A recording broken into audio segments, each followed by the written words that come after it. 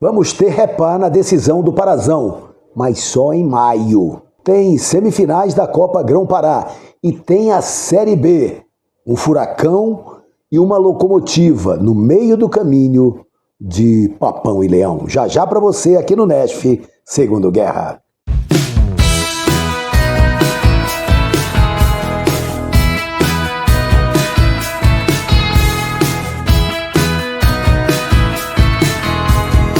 Semifinais do Parazão resolvidas, o Paysandu levou a melhor contra o Águia, o Remo levou a melhor contra a Tuna. Agora, Papão e Leão, Leão e Papão vão decidir o Parazão 2025, mas só daqui a um mês, aliás, um pouco mais de um mês.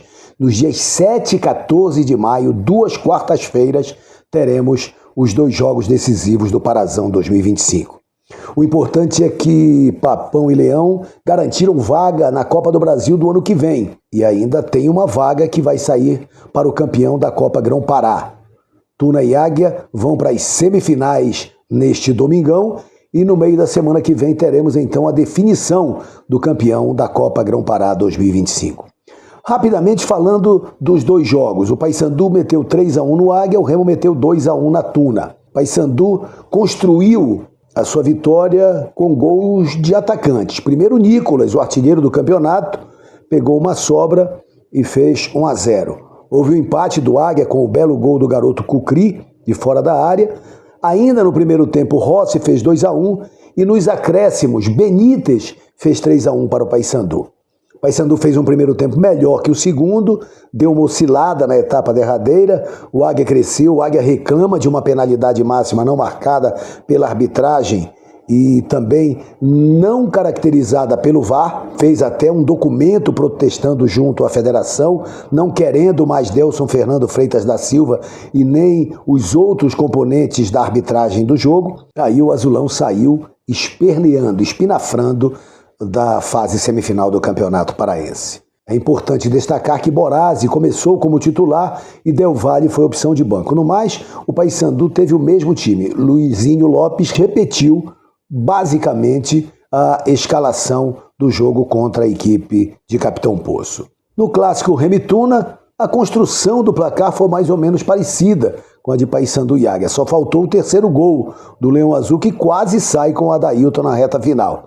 O Remo fez 1-0 com um bonito gol do Caio Vinícius. O Lucão ainda tentou chegar, mas não conseguiu. Logo na sequência, o lateral esquerdo Wesley da Tuna empatou também num gol bonito. Houve uma reclamação forte do clube do Remo com relação ao lance que originou o gol. Não teria sido escanteio. A arbitragem marcou o escanteio e na sequência saiu o gol de empate da Tuna. Ainda na primeira etapa, o Janderson fez 2-1 para o clube do Remo. No segundo tempo, o jogo ficou mais aberto, a Tuna criou algumas oportunidades, tivemos bolas na trave dos 2 lados na partida inteira, mas o Remo garantiu a vitória e poderia, inclusive, como já disse, ter feito o terceiro gol na reta final do espetáculo. 2-1 para o Leão Azul, Cadu começou na lateral direita, não esteve bem, Marcelinho entrou e deu conta do recado. Alan Rodrigues foi a grata revelação do lado esquerdo com a lesão do Sávio, foi muito bem no jogo, Caio Vinícius também foi bem, enfim, Adailton já voltando e sendo uma peça importante para o clube do Remo, Ítalo e Felipe Viseu assim, um em cada momento do jogo, né? Porque começa com o Ítalo, depois entra o Viseu. E o técnico Daniel Paulista falou exatamente dessa preocupação com a oscilação do time azulino ao longo dos 90/100 minutos da partida. O importante é que o Remo garantiu a sua classificação para a decisão do Campeonato Paraense. Agora, Remo e Paysandu esquecem totalmente o estadual e focam nas estreias na Série B do Campeonato Brasileiro.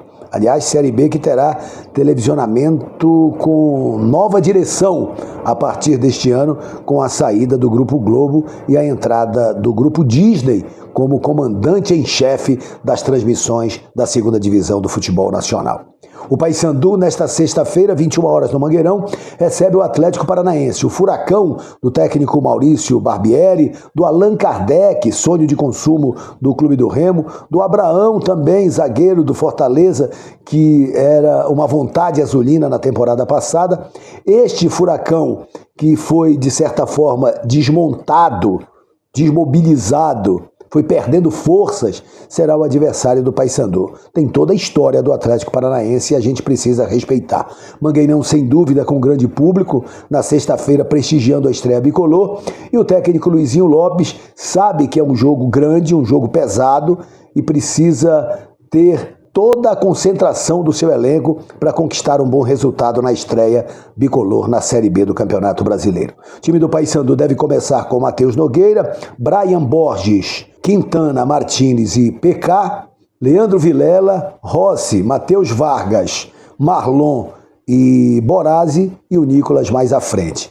Tem outras opções do técnico, mas a tendência, claro que precisa avaliação de secar, condicionamento físico, o analista também olhando a parte fisiológica do atleta, risco de lesão, mas em condições normais, este é o time bicolor para esta partida difícil desta sexta-feira contra a equipe do Atlético Paranaense. Mas vamos lá, agora é hora de seguir nessa superação. O Paysandu tem uma maratona gigante em abril, tem outra maratona gigante em maio e precisa ter elenco. O elenco é curto, mas ele vai ser muito movimentado e os jogadores precisam dar o máximo nesses 2 meses apertados, calendário bem arrochado para o Papão em abril e maio.